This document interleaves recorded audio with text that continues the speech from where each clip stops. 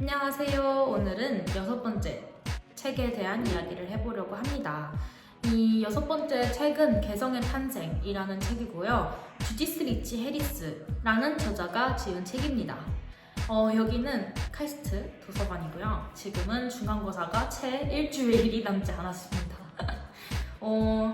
저는 이 융합인재학부의 수업 외로도 사실 전공이 따로 있어서 전공 공부를 하느라 밤을 새고 있는데, 그래도 이 융합인재학부의 수업은 너무너무 개인적으로 재미있게 듣고 있는 수업이기도 하고 굉장히 유명하신 정재승 교수님과 토론할 수 있는 수업이라서 제 이 한 학기의 강독 수업, 인간 카테고리의 강독 수업이 끝나고 난 다음에 내 유튜브 채널에 16가지 책에 대한 서평이 남아있으면 얼마나 뿌듯할까 하는 생각에 사실 서평을 글로도 남길 수 있거든요. 그래서 글로 남길까 엄청 고민을 하다가 그래도 나중에 나의 이 결과물을 봤을 때 뿌듯함을 생각하면서 이렇게 열심히 서평을 영상으로 남겨보려고 합니다. 이런 정신없는 자잘한 이야기들은 스킵하고 오늘 이 첫 번째 영상에서는 무엇을 이야기할지 먼저 말씀드리도록 하겠습니다. 이 첫 번째 영상에서는요, 먼저 이 책을 한 키워드 또는 한 문장으로 소개한다면 어떨까 하는 생각으로 짧게 이 책에 대한 소개를 아주 간략하게 할 거고요. 다음에 두 번째로는 책에 대한 비판을 이야기해보려고 합니다. 다음에 세 번째로는 이 책을 이해하려면 이 저자를 먼저 이해를 하고 가야 되거든요. 그래서 이 저자에 대한 이야기를 하고, 그다음에 네 번째로는 개인적으로 궁금했던 왜 이 책의 표지가 에곤 실레의 자화상해가를 제가 스스로 궁금해서 찾아보고 알게 된 내용에 대한 이야기를 해보려고 합니다. 그다음에 두 번째, 세 번째, 네 번째 영상에서는요, 이제 이 책에 대한 소개를 조금 더 자세하게 해드리려고 합니다. 그럼 먼저 이 책을 아주 간략하게 소개를 해보도록 하겠습니다. 이 책은 제목에서도 알 수 있듯이 우리의 개성은 어디에서 나오는 것일까에 대한 이야기를 하는 책입니다. 그러니까 우리의 개성은 왜 나는 나일까를 이야기하는 거죠. 그러니까 나는 왜 다른 사람들과 구별되는 나일까? 요것을 이 책은 이야기를 하고 있습니다. 그래서 가장 초반부에 등장하는 사례가 뭐냐면 이란에 있는 일란성 쌍둥이인 랄레르와 라딘의 사례가 나오는데요. 이 랄레르와 라딘은 이제 태어났을 때부터 일란성 접착 쌍생아로 태어난 쌍둥이였습니다. 근데 이제 이 랄레르와 라딘은 이렇게 말했다고 합니다. 인터뷰에서 우리는 세계관도 다르고 생활 방식도 다르고 여러 가지 사안을 생각하는 방식도 판이합니다. 그리고 랄레르는 기자가 되고 싶었고 라딘은 변호사가 되고 싶었다고 합니다.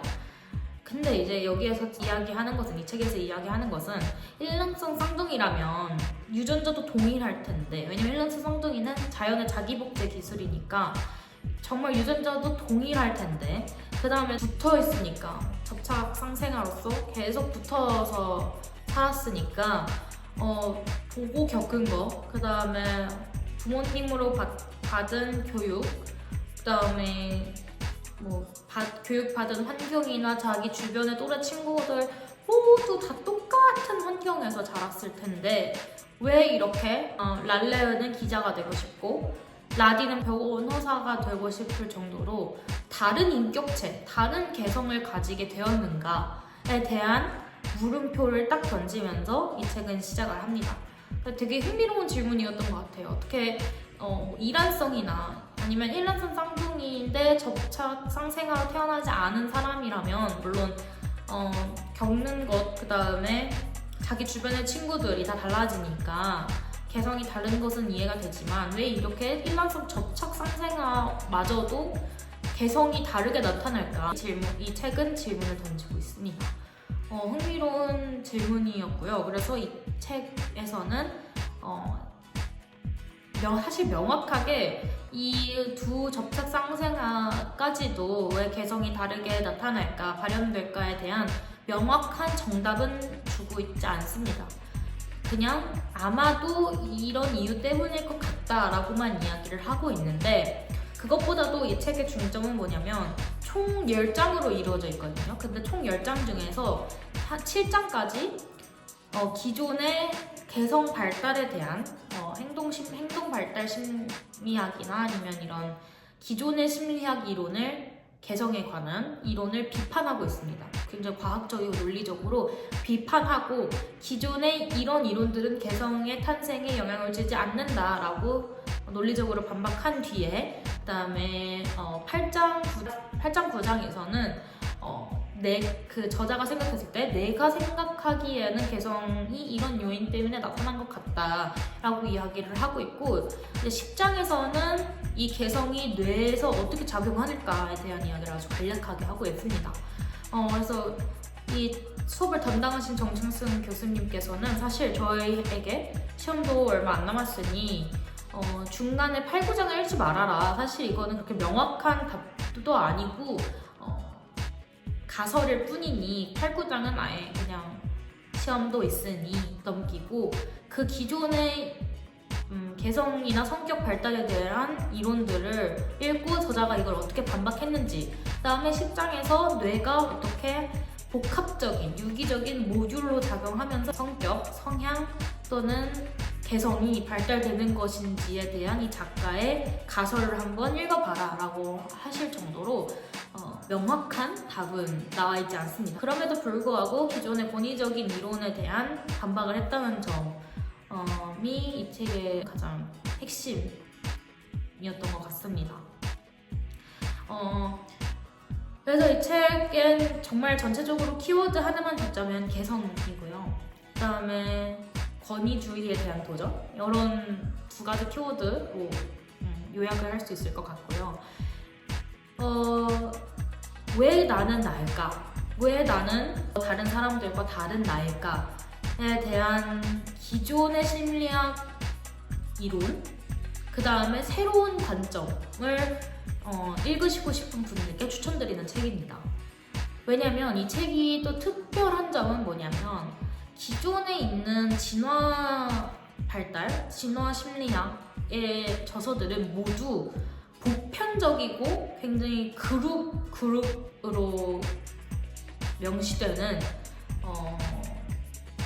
것을 연구를 합니다. 그러니까 진화에 있어서 개개인을 주목할 수는 없잖아요. 그러니까 인간의 공통점들만 찾는 책들이 대부분인데, 이 책은 왜 나는 나이고 왜 쟤는 쟤일까? 그러니까 개별 엔티티, 개별 한 사람 한 사람의 개성에 대해 주목했다는 점이 다른 많은 진화 발달, 그다음에 진화 심리학 저서들과 다른 점입니다. 왜냐면 다른 진화 책들은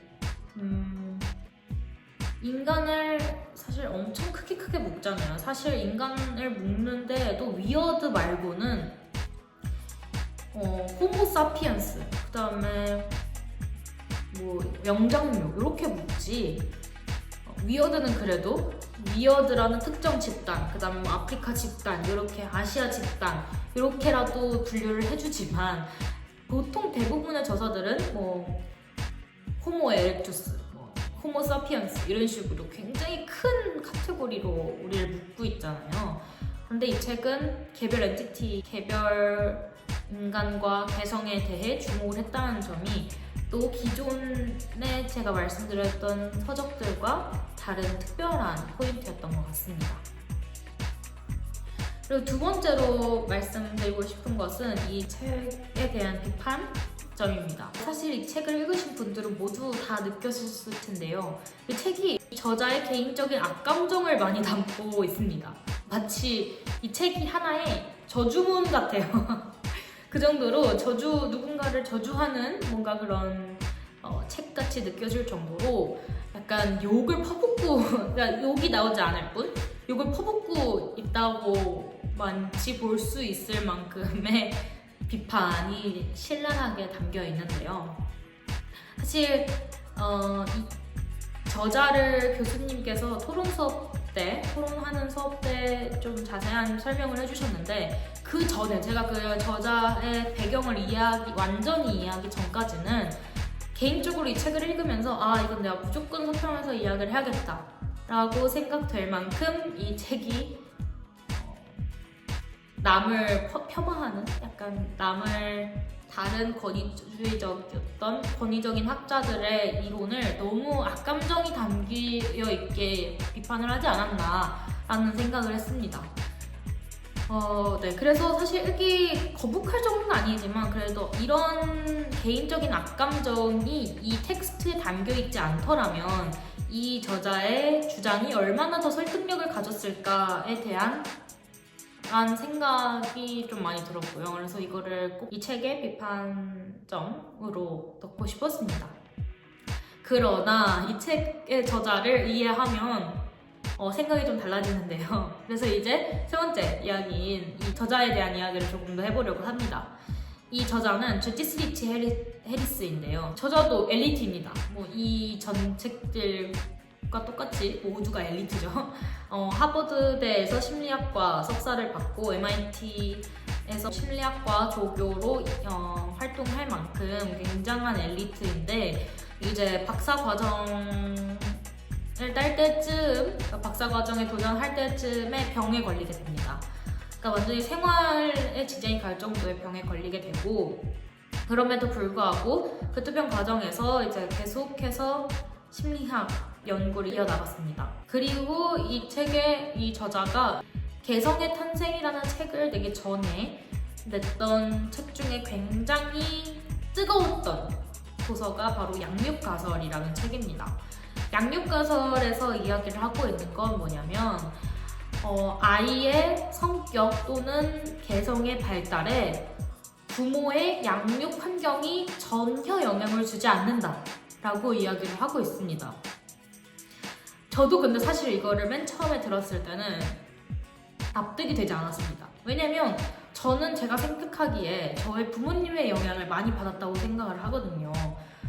또 우리가 모두가 뭔가 알고 있는 하나의 뭔가 norm처럼 폭력적인 집안에서 자란 아이는 더 폭력적인 성향을 띠기 마련이지 않나, 이런 이야기도 있고, 그 다음에 또 어떤 배우자를 보려면 그 배우자의 가정 환경을 보면 그 배우자가 부인이나 남편에게 어떻게 할지가 보인다라고 말할 정도로 부모의 양육 환경은 굉장히 그 사람의 인격체에 영향을 많이 주는 요인으로 인식되고 있었잖아요. 근데 양육가설은 이걸 완전히 비틉니다. 그러니까 부모의 양육 환경은 전혀 영향을 주지 않는다라는 파격적인 주장을 펼쳐요. 그래서 당시 엄청난 반응을 얻었었는데 이 반응이 좋은 반응이 아니었습니다.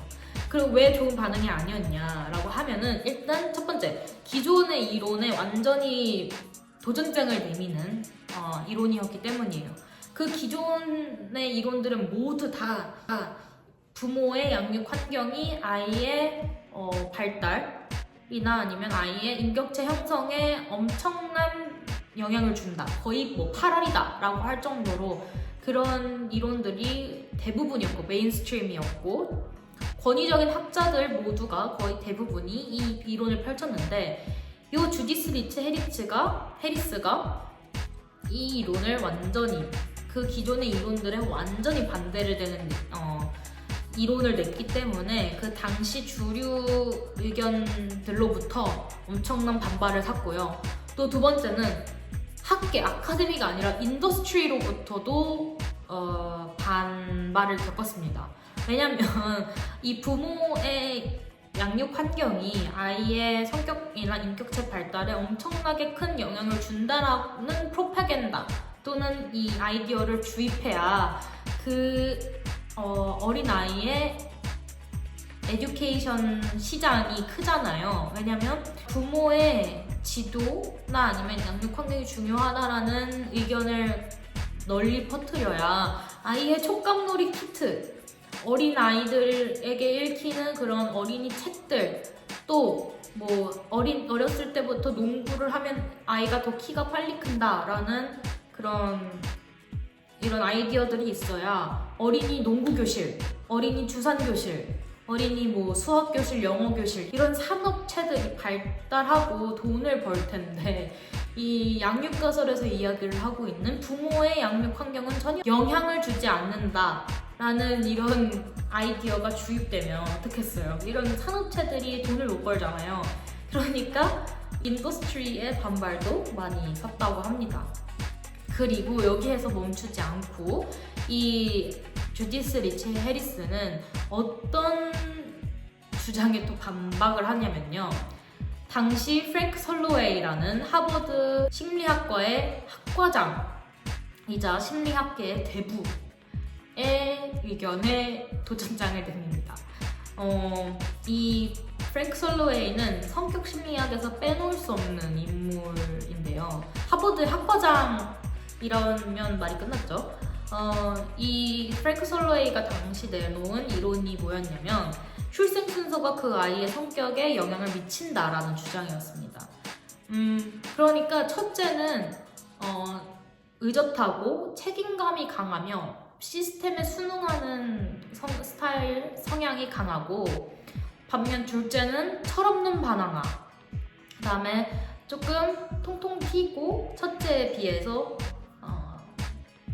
시스템에 반항하고 시스템에 따르지 않는 스타일, 그 다음에 막내는 귀엽고 그래서 그 귀여움으로부터 페런트 인베스트먼트를 최대화하고 요런 이제 출생 순서에 대한 아이의 개성 이론을 펼쳤던 학자입니다. 프랭크 설로웨이가.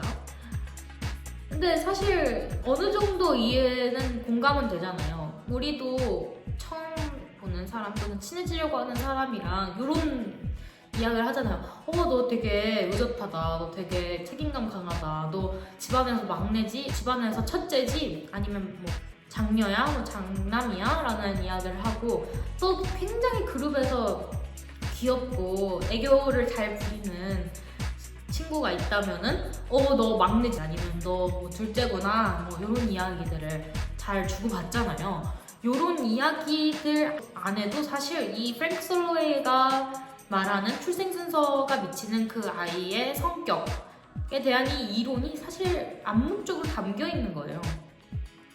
그러나 이제 이 주디스 리치 해리스가 권위 대부의 이론에 반박글을 냅니다.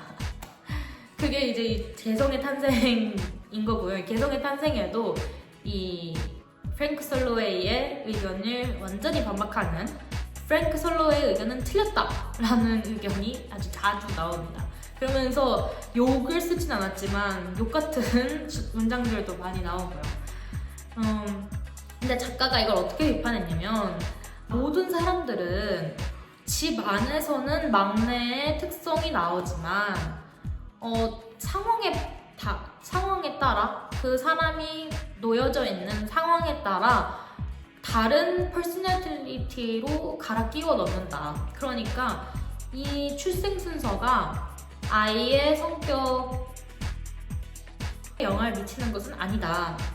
왜냐면은 집 안에서는 아이가 첫째면 조금 의젓할 수는 있지만 밖에 나오면 꼭 그런 것은 아니니까. 왜냐면 사람들은 다 페르소나가 다양하고 그 페르소나를 밖에서는 갈아 끼운다 라는 등으로 이런 주장을 펼치고요. 또 반박하는데 과학적인 근거가 있어야 되잖아요. 그 근거들이 뭐냐면, 이제 프랭크 설로웨이는 둘째는 철없는 반항아이다 라는 주장을 하면서 거의 한 100명 넘는 굉장히 많은 둘째인 인물들에 대한 소개를 하는데요. 그 인물들이 이제 세상을 바꾼 기술이나 아니면 철학, 사상을 낸 사람들이 대부분 둘째다라고 하면서 그 인물들을 쫙 나열해요. 근데 이제 주디스 리치 해리스는 그걸 다 찾아냅니다. 그러니까 그 프랭크 설로웨이가 둘째이면서 세상을 바꾸는 조금 혁신적인 기술이나 사상을 낸 사람들, 이 두 가지 공통점을 모두 가지고 있는 인물들을 의도적으로 골라냈다고 합니다. 네. 그러니까 모든 사람들이 둘째이자 굉장히 개혁적인 사상이나 기술을 낸 사람이 이 집단의 총 100명이라고 가정했을 때 이 프랭크 솔로웨이는 첫째이면서 또는 막내이면서 아니면 넷째이면서 이 세상을 바꾸는 혁신을 낸 사람들은 모두 다 제외를 하고 둘째이면서 세상을 바꾼 사람들만 골라서 예시로 넣었다는 거죠. 그래서 실제로 이 주디스 리치 해리스는 프랭크 솔로웨이가 언급하지 않은 둘째이면서 세상을 바꾼 혁신가들을 쫙 또 나열을 합니다. 그런 식으로 완전히 반박을 하는 그 논리가 개인의 악감정만 담겨있진 않아요. 개인의 추상적인 생각만 담겨있는 게 아니라 그것을 굉장히 논리적으로, 과학적으로 풀어냅니다. 그럼에도 불구하고 이 책은 이 프랭크 솔로웨이라는 엄청난 권위자의 의견을 반박한 거기 때문에 엄청난 학계의 탄압을 받죠. 심지어 언론들도 이 책을 엄청나게 비난을 합니다. 그래서 이제 블로그의 댓글에도 엄청난 반발 탄압이 있었고 이 책을 비판하는 편지들도 작가에게 굉장히 많이 왔다고 합니다. 그래서 거의 소위 말하자면 이 주디스 리치 해리스는 당시 이 학계에서 거의 매장당한 거예요.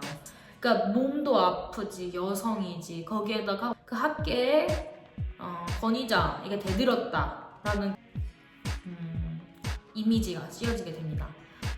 책이 이제 2007년에 퍼블리시 됐는데요. 책이 퍼블리시 된 지 지금 거의 20년 정도가 되었죠.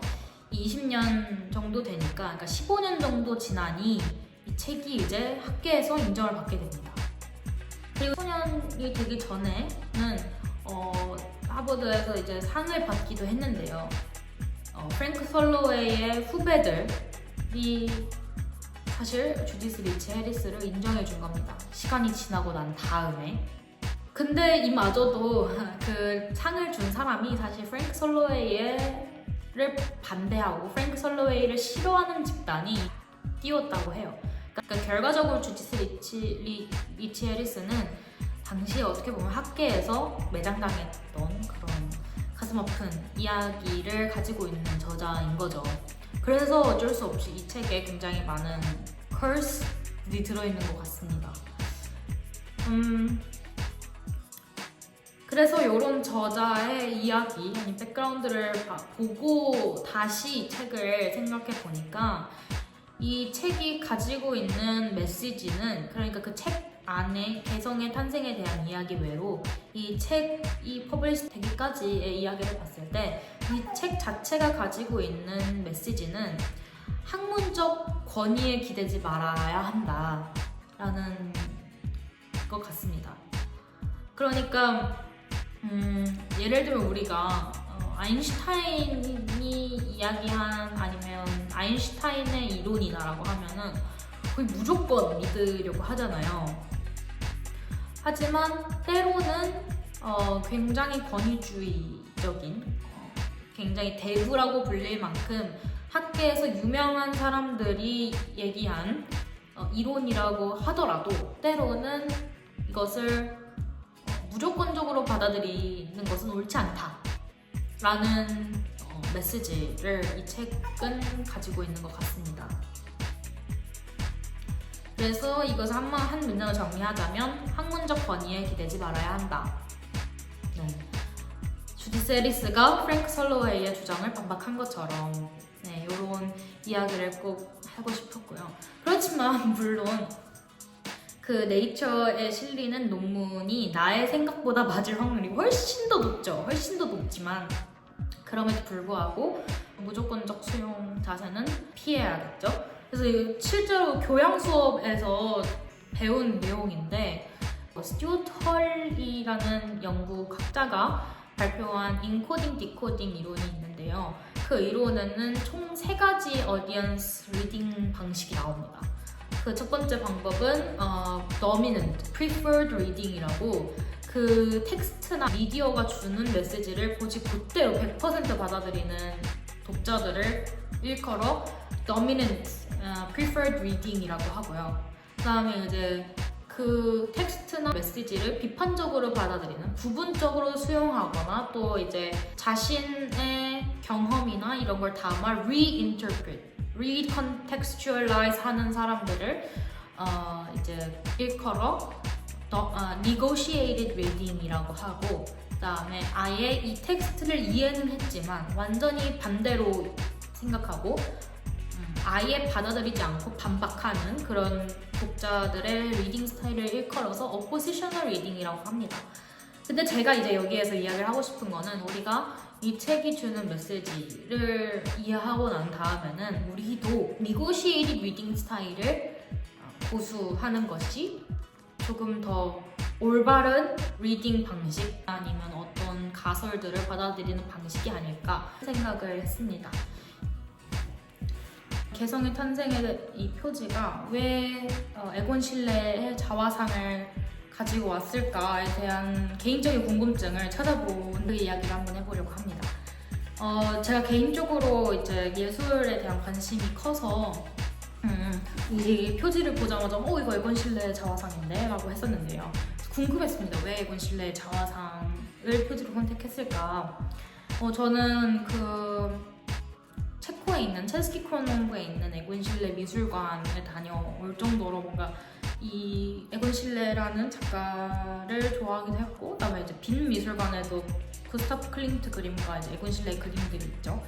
근데 그 모두를 이제 보고 왔었는데 작년 여름에 보고 올 정도로 뭔가 예술에 대한 관심이 큰데, 딱 이 책 표지가 에곤 실레의 자화상이더라고요. 그래서 궁금해서 그냥 단순히 왜 이걸 표지로 했을까 궁금해서 조금 찾아보았습니다.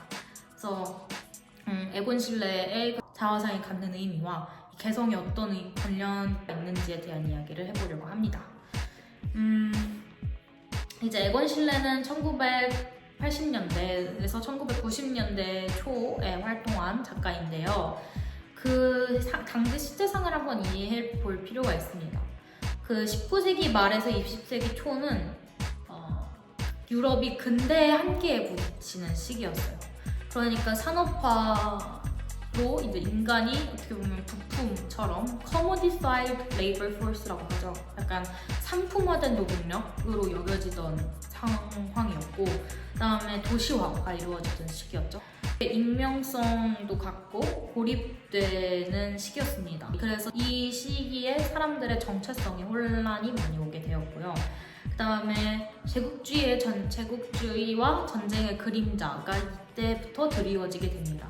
그러니까 문명의 발달이 꼭 진보만을 보장하진 않는다라는 이 의견들이 이제 나오기 시작했을 때고요. 왜냐면 전쟁이 많이 발발하던 시기였으니까.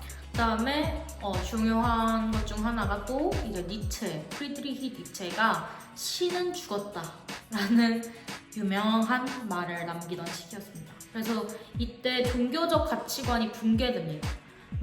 그 전까지 많은 사람들은 삶의 의미를 사실 신과 많이 연결지었죠. 지금 내가 잘 살고 선량을 베푸는 것은 나중에 결국 내가 천국에 가기 위함이다. 뭐 이런 식으로. 또는 신이 나를 바라보고 있다. 신 아래 나는 놓여져 있다. 이런 식으로 신이 나를 바라보고 있으니까 내가 지금 바르게 행동해야 할 필요가 있다. 이런 식으로 굉장히 자신의 삶의 의미, 존재의 의미를 신과 많이 관련지어 생각을 했는데요. 프리드리히 니체가 신은 죽었다 라는 말을 남김으로써 이제 그 인간은 의미의 공백에 직면하게 됩니다. 그래서 당시 에곤 실레가 살아가던 상황이 이런 상황이었어요. 이런 배경을 가지고 있고, 그리고 이 당시에 그래서 나타난 유명한 그 이론 중 하나가 프로이트의 정신분석학, 지그문트 프로이트의 정신분석학이 이때 등장하게 됩니다. 그래서 이 프로이트의 정신분석학이 이야기하는 건 뭐냐면, 인간은 이성적 존재가 아니라 무의식적 충동에 의해서 좌우된다라는 주장을 이 프로이트가 펼칩니다.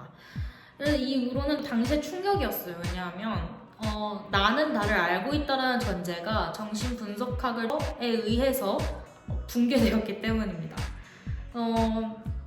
이 에곤 실레는 이 프로이트의 상황이 활발하게 펼쳐지던 비엔나에서 활동을 했고요. 그래서 그의 자화상에 담겨 있는 건 사실 정신분석을 시각화한 것과 다름없었던 것입니다. 그래서 정신분석이 프로이트의 정신분석이 내 안의 무의식을 조명했다면 이 시기 철학자들인 니체 또는 쇼펜하우어들은 삶의 의미 없음, 개인의 고독, 신없는 세계에서의 책임을 이야기를 했습니다. 이게 나중에 이제 실존주의로 이어지게 되는데 핵심이 뭐냐면 이 핵심은 세상이 정해준 의미가 아니라 의미 없는 세계에서 스스로의 존재를 만들어야 해 라는 그런 핵심 사상들이 이 당시에 많이 펼쳐지게 되는데 실내 자화상이 바로 뭔가 이 자아, 그다음에 내 개성의 이름, lust를 이야기를 하고 있다는 것입니다. 그러니까 자화상이라는 것 자체가 self-portrait잖아요. 나를 그려낸다? 나를 depict, 나를 그려내는 게 자아상인데 이게 이제 이 개성에 대한 분석을 하는 이 책과 맞아 떨어지지 않았을까라는 생각을 했고요. 두 번째는 또 뭐냐면 에곤 실레가 굉장히 어린 나이에 스페인 독감인가로 세상을 뜹니다. 근데 그 당시 그다음에 에곤 실레의 자화상을 보면은 굉장히 둔탁한 굵은 선으로 불안하고 왜곡된, 그러니까 누가 봐도 그 그림이 되게 불안한 사람이 그린 것처럼 느껴집니다. 되게 왜곡된 신체, 그 다음에 공허한 눈빛, 자신을 해체하는 시선들이 이 에곤 실레의 자화상에서 느껴지는데 이게 그 당시 굉장히 불안하고 외롭고 아팠던 이 주디스 리치 해리스의 상황을 어느 정도 반영하고 있지 않나라는 생각을 합니다. 이전에 주디스 리치 해리스가 얼마나 그 당대 학계에서 엄청난 비판과 탄압을 받았는지를 이야기를 했잖아요. 그러니까 약간 이런 거였습니다. 그러니까 개인과 엄청나게 큰 대기업의 싸움이었다라고 할까요? 거의 프랭크 설러에 있는 대기업이었던 거고요. 그 상황에서 주디스 리치 해리스는 병투병까지 아프기도 하니까 뭔가 에곤 실레의 이런 공허한, 그다음에 왜곡된 신체 표현으로 대표되는 에곤 실레의 자화상이 여러모로 자화상 자체가 이제 개성을 이야기하고 있고 당대 에곤 실레가 살아간 그 삶 자체가 이제 신은 죽었으니 스스로를 알아가야 한다라는 개성의 개성 자체가 이제 뭔가 단어가 생기고 개념이 생기던 시기였으니까 뭔가 이런 개성을 이야기하고 있다는 측면, 그것과 이 병투병으로 아프고 힘들었던 작가의 아픔, 상처들이 담겨있는 복합적인 의미를 가지고 있는 자화상을 표지로 선택하지 않았을까라는 생각을 했습니다. 네, 그럼 이번 영상은 여기에서 마무리를 하도록 하겠고요. 이제 세 번째, 네 번째 영상에서는 이 책에 대한 조금 더 자세한 이야기를 해보도록 하겠습니다. 이렇게 이번 영상은 마무리를 하고요. 다음 영상부터는 책에 대한 조금 더 자세한 이야기를 해보도록 하겠습니다. 감사합니다.